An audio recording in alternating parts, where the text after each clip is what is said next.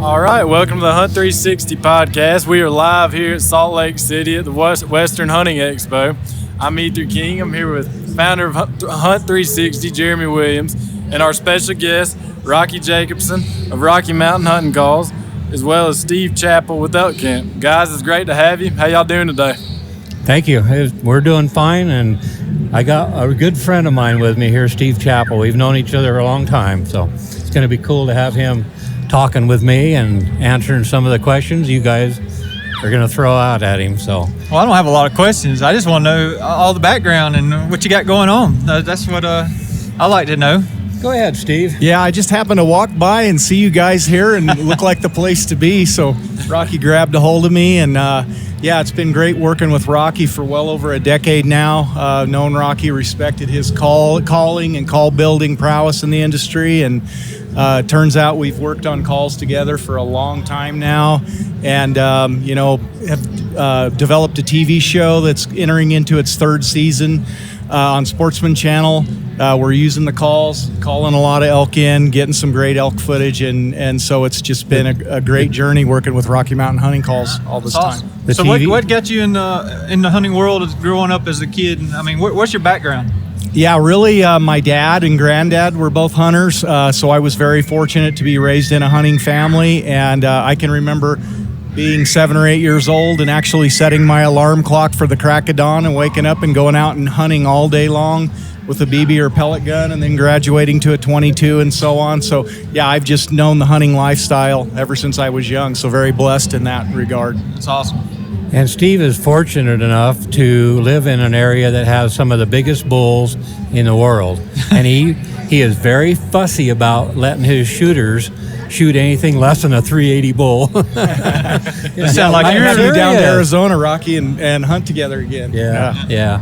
It's pretty cool to watch him. He's on the TV show called Elk Camp, and man, the bulls that come to him, just unreal. That's awesome. Yeah, and he knows what he's doing. So, Rockie actually taught me how to bugle and really implement bugling into my calling. It's really evolved, I would say, over the last 3 years or so. Really because of Rockie's mentoring. I was really mostly a cow caller up until that point. And I can't tell you the success I've had, especially Rockie with herd bulls the last couple of years, with getting in close to them and using your calls and bugling at those bulls with cows up close. I mean, they come right over to kill you. If you're in the right position and you blow the right sound with the right emotion, it's amazing. The reactions you get. Yeah, I can see that, and I can imagine that thing coming in, looking to kill you. I bet it's an awesome feeling. It's fun, for sure. Yeah, it's been a pleasure, Steve, knowing you and working with you, so proud to be part of you. Same here, Rocky. All right, great. Working awesome with the best. Yeah. So what about you, Rockie? Where'd you grow up, and what got you into hunting as a kid? I hate to even say how old I am, but... You said 45 a minute ago. Yeah, I'm close to 49, though, really. No. A little more than that by a few years. But I grew up in Idaho, and hunting to me was survival. We grew up, I can remember all I had for breakfast was a bowl of oatmeal. Go to school with a paper sack lunch, homemade bread, and nothing on it but mayonnaise. I grew up, and my parents were from the Depression times, so they kind of carried that Depression on with them. And so we ended up eating a lot of wild game meat. We learned how to hunt them at a young age. And not so much that my dad taught me how to hunt, but he did hunt. But it was like go out and see a deer or a doe. It didn't matter. You shoot it and you bring it home. And then one year, the Fish and Game changed our seasons to where you could only hunt bulls. It was a bull-only season. We were shooting elk, cows, and that's all we shot. We didn't shoot for horns. And so I had to learn how to hunt elk. And they put us into that position where we needed to learn how to bugle them in, because that's how you could get a bull elk. Most of the time, your bull elk always kind of reserved themselves. They stayed in the dark timber. The cows would come out. The bulls come out late at night. How else were you going to get so you had to learn to call them in. So I started off making my own calls out of garden hoses, putting a notch in them and a plug in the end, and making a whistle out of it. And it worked because there was a lot more elk in those days. I switched to PVC pipe, did the same thing, it was a little bigger. And then one day I did my voice. I went, wow, I can use my own voice doing it. And at a young age, your voices come a lot easier. Right. So the older you get, you progress out of puberty, and pretty soon you can't make those sounds no more. And back in the 60s, when I was growing up, there was no elk call diaphragms being made at that time. So we were switching over to turkey diaphragms, trying to make them work. They worked for about 4 or 5 bugles, and then they blow out. And so it was frustrating. So they weren't built good enough to quality-wise hold up. Not for the pressure that you have. So I started playing with different types of diaphragms and stuff and trying to convert them over to elk calls. End up tearing turkey calls apart, putting rubber glove, latex glove pieces in a turkey frame, smashing it back together, getting duct tape, putting around it, and that's how we started out. And then I met a guy, his name was Jerry Johnson. He was the founder of Golden Eagle Archery, and he actually had built a mold and a stamp to stamp out frames, and he was building elk calls called the Golden Tone in the early 70s. Nobody heard of him, and he ended up giving me all the frames that he had and all the dies and the presses to build calls. So I started building my own calls through him. And then all of a sudden, in the 80s, here come Larry D. Jones and Wayne Carlton. And they were the people that started the marketing end of calls. They were really good about marketing, but in my world, they were not the first ones to come out with a mouth diaphragm, but they were the first ones to market them and put them out there. They got exposed for it. Pardon? They got the exposure. Yes, they got the exposure. And of course, I was a timber faller working for Potlatch Corporation. Didn't have any desire to really have a business at all. I just wanted to call elk, just because that's what we had to do to survive. We shot elk for meat, not for horns. Although it started looking pretty neat when you got one of those big old bulls. And so archery hunting come along in the early 70s. And they made an archery season for people. I can tell you right now, in Idaho, that there was only 6 people that archery hunted the whole state of Idaho when the first seasons come open. It was unbelievable.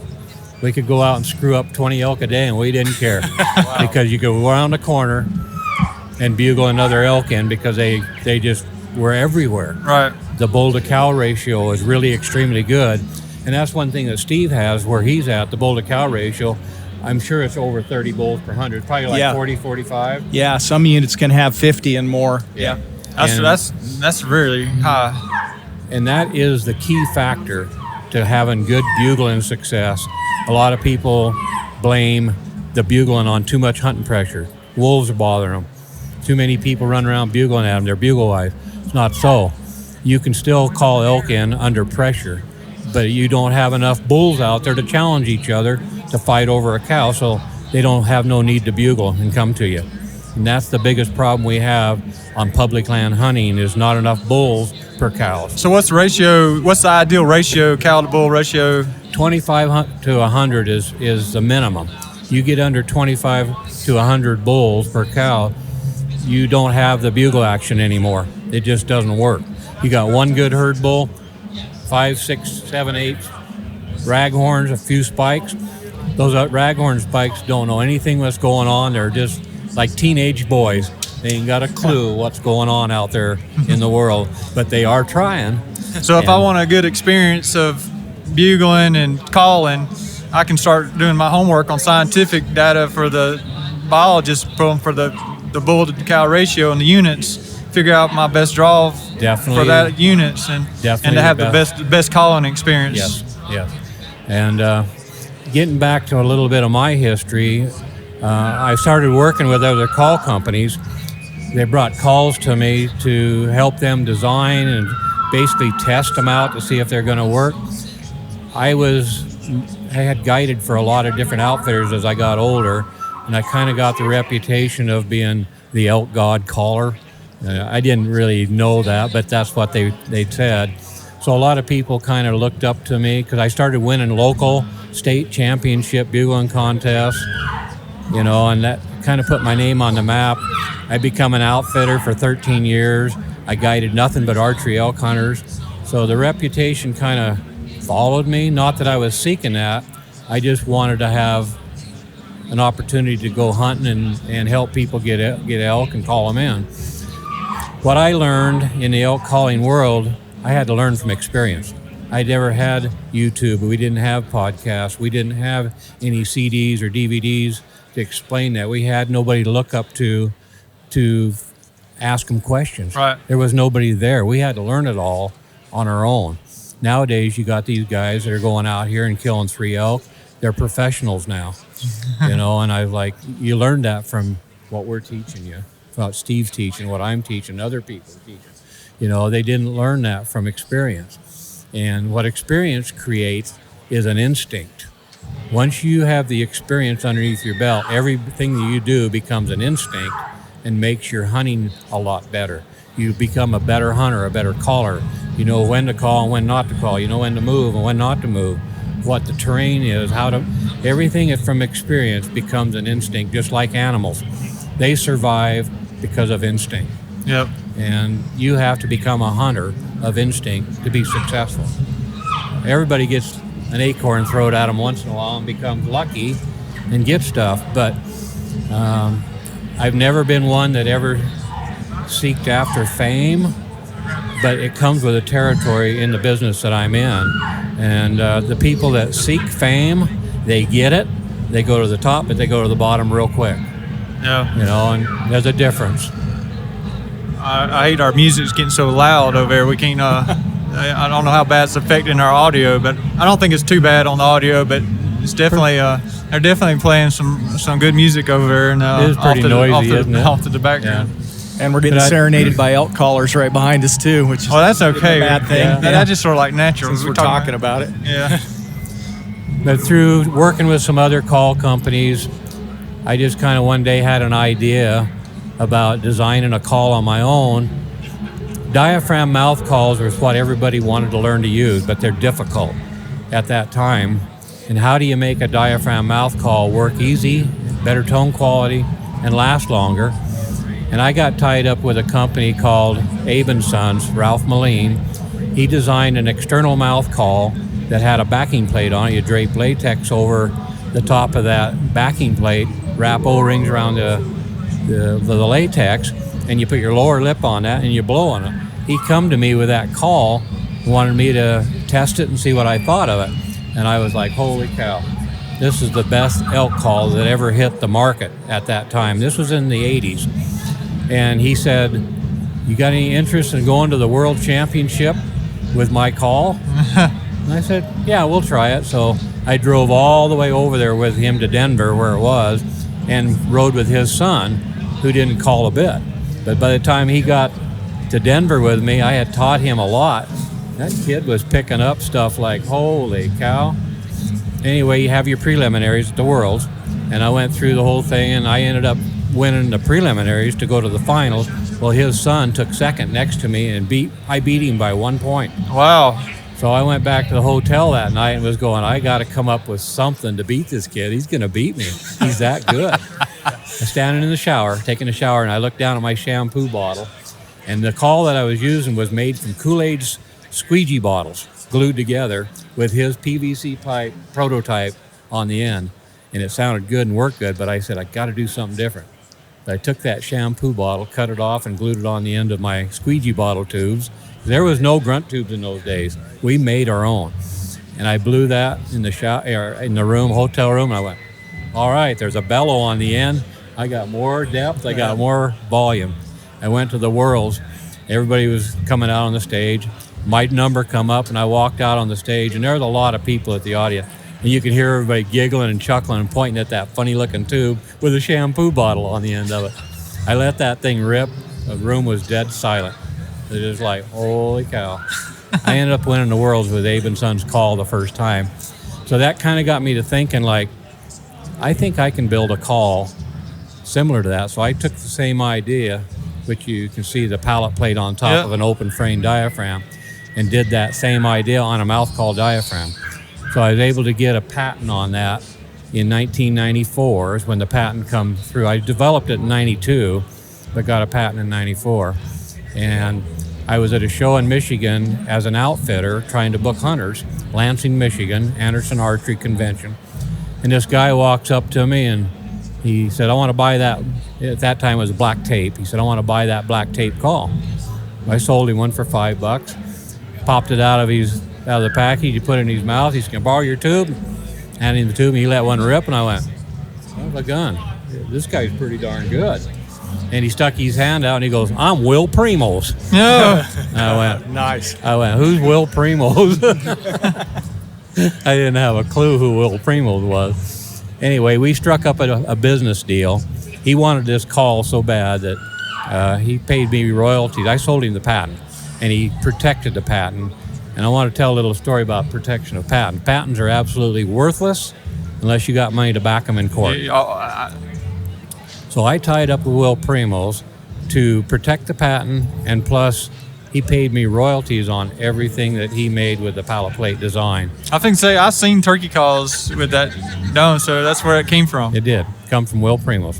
Has a sonic dome on most of theirs, and they call theirs the ivory plate, you know. Yeah. So Well, I have contributed to your royalties.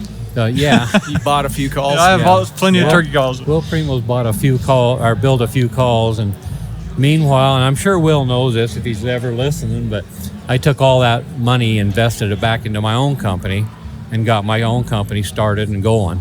So I was kind of putting myself on the map along with Will Primos helping me.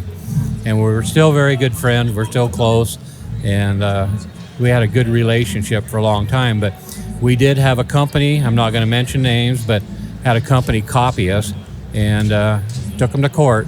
And $2.5 million in court costs and lawyer fees, we finally shut them down. So if it had been up to me, I would have lost the deal. Everybody would have had the call. So I credit Will Primos for protecting the patent and doing it right. And for 20 years, we were the #1 selling elk calls on the market, which we are still now today. The patent ran out 3 years ago. You see every call company around copying what we did. Yep. And I'm not against that, you know, because I knew it was coming, so it was going to happen. But what was funny is all these other call companies were bad-mouthing this call in the beginning. It'll never work. It'll never go anywhere. It's horrible. I can't use it.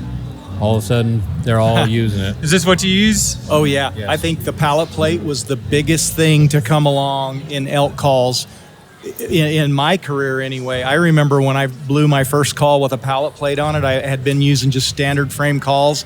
And like Rocky said earlier, just the ease of use of it, the tonal quality, the consistency, and then the durability, because you're not having to overblow the call. It's just unprecedented.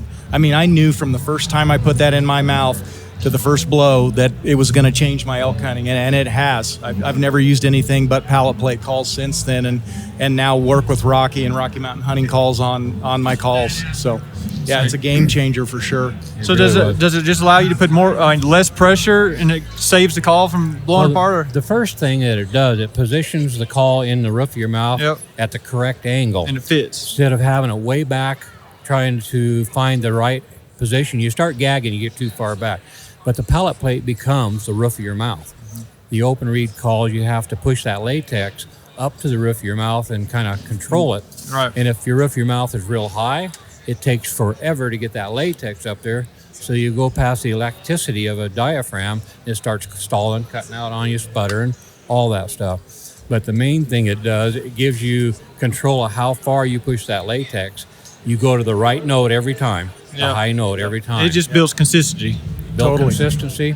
It positions the call in your mouth at that angle instead of laying flat, like standing up at an angle forward. So the air, when it comes to the reed and to the tape, it automatically seals it off, forcing the air between your tongue and that latex. So it becomes real easy for novice people now to be able to use one of them. I can go and put one of those regular open reed diaphragms in my mouth now. I can't make it work where I used to because this is so easy and so consistent. It's awesome. I know it's really cool to see your passion, how your passion has turned into something unexpected for you. You know, I mean, you're living your passion now. Well, I started out just wanting to sell them to make a few dollars so I can go hunting on my own. Yeah. And you solved the problem. It just took off on its own and started going. I have now developed over 60 products, our company, that are unique and different than anybody else's products. And I don't know where it comes from, but I'll be sleeping in the middle of the night and wake up with an idea, and I'm like, oh no. Out to the shop I go in the middle of the night. I never write nothing down. I got to build it right there. I have to build it, or it just like drives me up a wall. That I want to see it work. So my wife goes, oh, there he goes again. That's your entrepreneur engineering-ship, right there, Yeah, but the big bellow on the end of the tube from the shampoo bottle is what got everything started in the big tubes. You used to go to the Walmart and buy the kids' baseball wiffle bat, drill out the end and cut the end off, and that's what we used a lot in competition. Yeah. And started using it in the woods, but the tubes were too big to pack around the woods, so I kind of come up with a tube in between competition and too small. Yeah. And what I relate tubes to is exhaust systems on a car or a pickup. You put headers on there and you run an exhaust system off headers for performance. If you go too small, chokes it down. You can't get the power out, you don't get the right tone. You put too big on there, it blares, it rattles, and all your power back pressure gets away from you. Yeah. There's a happy medium. Yep. My phone's going off. Hang on a second. All right, shut her off. I got... Is a happy medium? Oh, your phone's Bluetooth? And I can hear it on my Bluetooth in my hearing aids, and it's cool, but it bothers me too. But anyway, where was I? Oh, you were talking about the grunt tubes. The back pressure. On the back pressure. So if you go too big of a tube, you get too much of a blary sound. The quality tones aren't there. You get a lot of volume from big tube, but you don't get the consistency of how to operate a diaphragm perfectly. Where if you get the right tube design. And I'm not going to mention this because most call companies don't know that, but there is a place and a purpose the way the tubes are designed. I'm not going to say how it's done, but there is something. They haven't picked up on it yet. And to prove that, we have 77 world champion titles credited to our company. My son has 11? I think so. 11 world championships. My daughter has 13. My grandkids, they all have 1 or 2 or 3. I don't remember. I've got a few. And then a lot of the guys out there that use our calls have credited. They've won them and beat us too.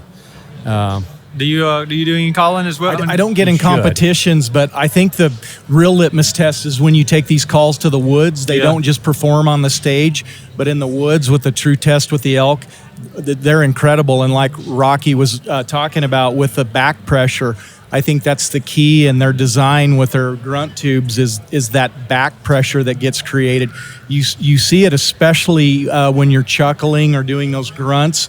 You just get that real authentic, heavy, three-dimensional sound that you just can't get out of tubes that don't have that good design. I mean, to me, when you're bugling, the tube that you're using is everything. It is. And they're just they're so packable. They're not overbearing to carry with you. They're not heavy, but they have big sound. And I tell people, the tube you pick is as important as the mouth diaphragm that you're blowing. It's half that equation. So what about reading the bulls when you're calling them? I mean, is it just a gut? I mean, your instinct telling you, like, I need a little bit more aggressive. I need to slow down a little bit. Yeah. That's one thing that I tried to design into my calls, because all the other call companies, everybody sounded the same when they picked up their tubes. You get 50 guys go to the woods with somebody else's grunt tubes or their diaphragm, every one of them sounded the same. Elk and all animals pick up on repetitious sounds. If you do it too many times, they become leery. They don't think it's the human bugling, but they have been there already once in their life, and they remember repetitious sound. Sort of like a Siri. We all recognize Siri's voice. Yes, exactly. Yeah. So we ain't going back there. Right. I try to design my calls and my tubes to make people understand all the different tones and qualities and what these sounds mean, so you can be different all the time. You never throw the same sound at this animal so he can pick up on it. It sounds real to him when you can do that. To give you an example, like you were asking how you can tell the difference of what an animal is going to respond to. Biggest share of the time when we're out hunting, we're not hearing an elk right off the bat. You get out of the pickup, You hike a ways, it's still dark. You let out a location call. And this is a non-aggressive sound that you do to get an elk to respond to it. And the reason you do a location call is because if you did what we call a challenge call right off the bat, a bull may go, I'm not ready to fight yet. He'll just shut up and leave. You need to work him up a little bit. Yeah. So you bugle at him with a non-aggressive call to get him to respond. And then he comes back like, man, you woke me up. I'm pissed off. Wah! He just screams at you. You know you can get away with anything you want. You scream back at him, you know. So the best rule of thumb is when you hear an elk bugle, kind of mimic them. But also there's some things you can do to get a bull worked up. And if you know how to do that, your success ratio will just go up. So putting emotions into your calling is very, very important. You don't want to go out there. If you're a turkey hunter, you know what I'm talking about. I do the same thing with turkey hunting. I can read a turkey. Well, I'm not. You can read. I'm the same way. You sort of have that instinct. I can get away with this, or I can't. Knowing how that turkey's responding and if he's aggressive or not. Yeah, very important. Be quiet a lot of times, or depends on the age of the. So there's a lot of factors in all that. Right. Tone quality, tone pitches, trigger animals are different. You can have 4 diaphragms in your pocket and you bring each one of them out, no answer, and all of a sudden you bring one out. They like that sound that particular day. Right. But that don't mean they like that same sound the next day. Yeah. The elk are the same way, so are deer and grunt calls. They all have different sounds they want to key in on. And if you're not able to make all those different sounds at a given point, you're going to miss out on some good opportunity to call that animal in. No. So you do you hunt a lot in Arizona? Yeah, Arizona and southern Colorado. And yeah, like Rockie's talking about, being able to make different sounds with different tonal quality. Every situation and scenario is going to be different. The first thing I assess is whether I'm dealing with a herd bull or a satellite bull, because that's going to dictate how I call. If I'm dealing with a herd bull, I know my positioning is paramount, that I've got to be super close for him for my calling to mean something to him. If I just blow a bugle at him from 300 yards away, 9 times out of 10, he's just going to push his cows away, or his cows are even going to take off and pull him away. But when I am able to get, inside of 100 yards of him and literally kind of what I call infiltrate his herd, it means so much more when I call from that position and threaten his position of leadership. And almost, I like to say I'm flirting with his cows too at the same time by being in there amongst them and blowing the right sounding bugle. I'm telling you, it trips their trigger when you're in that right spot and blow that right sounding bugle. So you can locate them off, then you just shut up, get yourself in position, because the position is the key. Mm-hmm. And once you get in a position, then you can trip them. Exactly. I'm not going to bugle my way into him. And a lot of times you can tell a herd bull by just his aggression level of how he's bugling, how frequently he's bugling. A lot of times, like we were talking about earlier, just with your instincts as a hunter, when you've been out there hunting elk a lot, you can assess what you've got, whether you've got a satellite bull or a herd bull, just by how he sounds, how often he's bugling. If you hear glunking, that's a lot of times a giveaway right there, a sound they make when they're tending cows. Yeah. Do you ever target satellite bulls? I mean, like older bulls that get kicked out?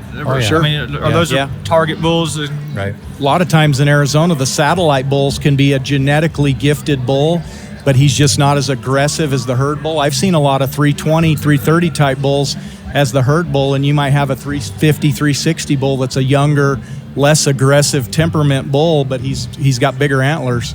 Now, those are my favorite kind right there. Yeah. It's pretty cool to be able to understand what elk need from us to be able to interact with them. And it doesn't happen 100% of the time, but your success ratio goes up so good. And when you're a guide and an outfitter like Steve, you depend on success every week. You want those hunters to get something, or they're not coming back. Exactly. So you want them to do that. And as a hunter myself, I still put meat on the table because I like eating elk meat. I still want that success.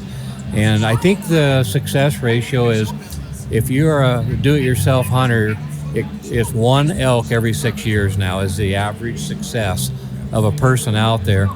And that rule of thumb saying that 90% of the animals killed in the world are killed by 10% of the hunters. And that still holds true, because those 10% of the hunters have figured out this game and they're very successful.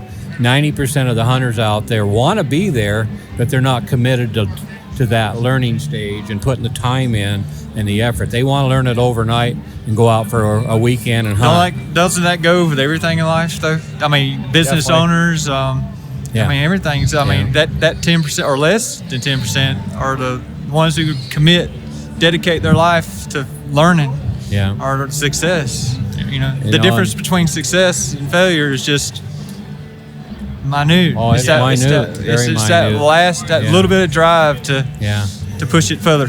And I've had a lot of guys and people ask me, and how come you want to teach everybody how to hunt, how to make it more successful for them? My thought and theory on that is I would rather have a good hunter in the woods doing ethical things and doing things the right way than have a bunch of people out there that don't know what they're doing, screwing it up for the rest of the guys. Yeah. You can have 100 people in the woods knowing what they're doing and get away with everybody killing an animal or having success. If you put 90% of the people in the woods that don't know what they're doing, nobody's going to kill nothing. I would rather see that. It makes it funner for all of us, makes our ethics better too. You appreciate the people and you know they're doing things right. When you get somebody out there that deliberately comes in to screw you up, it's not fun. It's frustrating. It's frustrating. Life's not about greed. Well, I mean, a lot of people are greedy, but I mean, it's just, life. You get so much out of life when you open up and just want to see people succeed and be there for it, support and educate people. I mean, it is. I mean, you would have loved to have some education early on, but you learned it on your own because it wasn't no education. It's no different than teachers teaching kids in school. You want them to grow up and do the right thing in their life instead of wasting their time and getting in trouble. It's no different than elk hunting or hunting, period. You want people to learn to do it right and respect our woods, respect our animals, respect our fish and game officers.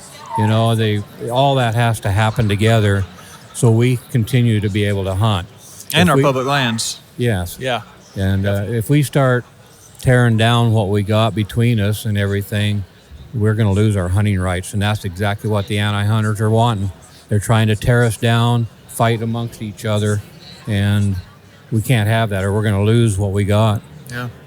Hopefully some of that's I'm hoping that you see people starting to recognize that and they're starting to slow down a little bit on the tearing one another apart on social media and that type of stuff. Right. I mean, you still have some of it, but I think that the word is definitely getting out. That we need to slow down just a little bit and respect our social media and one another as well. Be there for our industry. Yeah. If somebody uses a crossbow on an archery hunt, maybe because they have a shoulder injury, I respect that. The guys out there hunting, I don't think we need to parcel whether and put them down, whether they used a compound or a longbow or a crossbow for that matter. Yeah, we all need to get along and as long as he's out there, lift each committed. other. I mean, he's he's got every right just like we have, as long as he's doing ethical, legally. Yeah. Everybody is. Yeah. Yeah. What is that saying? A high tide raises all ships or all boats, So I just think we all need to raise each other up and we're on the same support team. each other. Yeah. The generation gap we're having right now between, let's go 9-year-old kids up to 30 years old, a lot of them aren't understanding what we have went through and gained and the respect that we have by going out in the woods and hunting. They haven't got to that point and don't understand it. So we're losing that age group of hunters, outdoors people. It's more about being in the outdoors and learning what's out there, not so much about the killing part. That killing part is there to put meat on your table. We don't do it because we enjoy killing animals. It just bothers the heck out of me. I walk up to a big old bull and I'm going, dang, that might be the last big old bull in this drainage, but I'm not a trophy hunter. I have nothing against people that do trophy hunt because there's some good aspects that happen from trophy hunting. If you let all these little guys go, they're going to get to be big bulls by taking a trophy. Yeah. But also I hunt for the meat, so I'm not really caring whether it's a monster bull or not. I kind of have a saying, if he bugles, he deserves to die. Not really. I like that. I ask everybody, I ask almost everybody that comes on here what got them into hunting, and as a kid, it's always about spending time with their family. I see these younger kids They don't have the families like, a lot of them do, but a lot of them don't. They don't have the family time together like they used to. I did when I was growing up. Yeah. Man, the weekends was my dad, my granddad, and their friends. We all got together and hunted, and that was our time together. Then the week was all work. Then weekend was that was our time together. Right. And I mean, I don't, a lot of it isn't that way anymore. It's a great activity when a father is a working person all year round. You get a couple weeks off to go hunting with your family. That's a good way to get together and share the outdoor experience. It definitely is. Going on a road trip to Disneyland is okay, but after 2 days of riding on rides, it's not all that fun. It's pretty stressful, actually. Yeah, you're right. Hunting just creates bonds that you can't duplicate any other way. I absolutely agree with that. Yeah. And I don't know that I would be a hunter if I hadn't been raised as a hunter, so I'm super thankful that my dad and granddad got me into it from the word go, because who knows what direction our lives would have gone, without it. Without the hunting dollar that we produce and put into this industry, there would be no animals left. They're gone if we don't have that, because we as humans have encroached on our animals' territory. We have to manage them. That's an estate given to us to manage them. If the Annis took all that away from us, there would be no animals. They're gone. They cannot survive on their own anymore. Mother Nature is not there to protect them. So it's up to us, and that's a God-given thing. Yeah, we have to protect our natural resources. Yes, that goes for everything. We have to do from that. the land, from erosion to the timber. I mean, it's all got to be managed properly. Right. And it's like the wolf deal. I'm not against having wolves in the world. I don't think they need to be extinct, but they need to be controlled. Right. They are predator. All predators since the beginning of time have had to be managed. They are there for fur-bearing animals. That's what they're there for the people on this world to use those furs to create a market or whatever, clothing on your back. That's what animals were put on this earth for, especially the predator line. Right. And if we don't manage that, they will take over the big game animals and they wipe them out.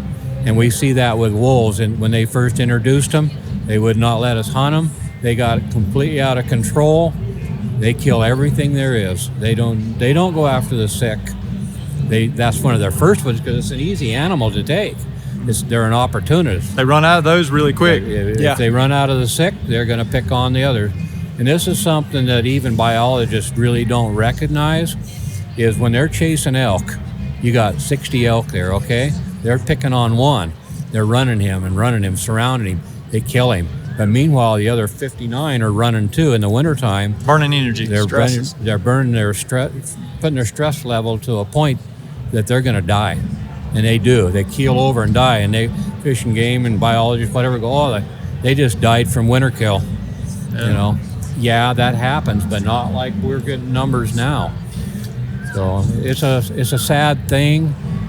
We had 17,000 elk in Idaho in Unit 10 and 12. And the wolves have eliminated them down to less than 700 elk. Some of the best elk hunting in the world, they let it get destroyed. And I blame that on our Fish and Game and U.S. Fish and Game. Should have never happened. They shouldn't have allowed that. Now they want to do it in Colorado. Yeah. They're coming anyway. But they've already planted wolves before they ever told you they were going to. They did that in Idaho 10 years before they ever announced it. They were planting wolves in Idaho. It's a formality that the Fish and Game, U.S. Fish and Game has to do. They have to announce it to the public that we're doing these things to be legal. But they do things on their own before it ever happens. So. Well, Rockie, it sure has been fun here sitting here talking to you today. Yeah, and thank you. I know it's been very educational. I mean, there'll be a lot of people listening to this and enjoy our conversation today. Okay. But if anybody wants to look us up, Rocky Mountain Hunting Call. I founded the company in 1992 and started it off mainly in 1994, but they can go to all your local dealers. We're strung out through a lot of the U.S. dealers, Cabela's, Bass Pro, Sports and Warehouse, all the big chains, all your archery shops were in them, or you can just go online. Steve Chappell has his Signature Series line that is a great call. His 3 diaphragms that he makes are some of the best we got. His little grunt tube's a great little tube. We have other tubes to match your needs. A lot of different products we make out there. So Yeah. look us up online, see what we're about. Yeah, we have you on our Hunt360 platform as well. So we'll have you all set up, and so people can just buy directly from you off your website. All right. Thank you for your time. Appreciate Man, it. it's been awesome, man. I sure appreciate meeting you. All right. Take You care. bet. Thanks for letting me cut in today, guys, too. It's nice Yeah, to enjoy hear the it. history of how Rocky got started and Yeah. everything. I hadn't heard all of that. So That was awesome. great to be here. Yeah, thanks for letting me be a part of this, guys. Thank It was you. nice Yeah. meeting you too.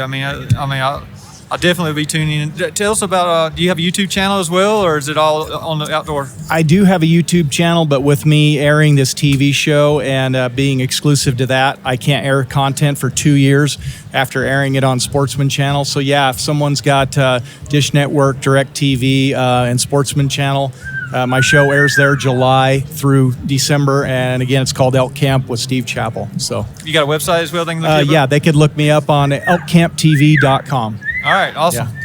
Thanks, sir. Thanks for Take care. letting me be If here, I- guys. If I may, can I do a salute to all the elk hunters? Oh yeah, go right And, ahead. all the elk in I'm the gonna put my world. fingers in my ears. there. Awesome. Yeah. Let her rip.